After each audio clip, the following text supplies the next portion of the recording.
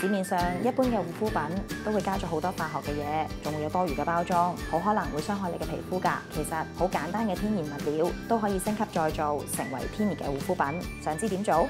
等我教你啦！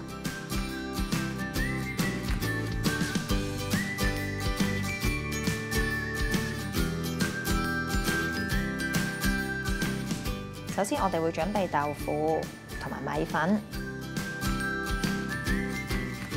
我哋將適量嘅豆腐放落一個起皿度，研碎佢。研碎咗之後咧，加入適量嘅米粉，再將佢撈勻佢。只要你覺得搽上面度唔會跌翻落嚟，其實就可以直接敷上面㗎喇。大約15至30分鐘之後，就再攞清水洗乾淨，就可以有美白嘅效果㗎喇。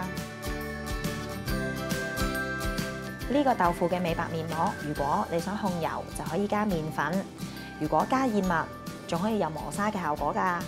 環保我有計，我係素心。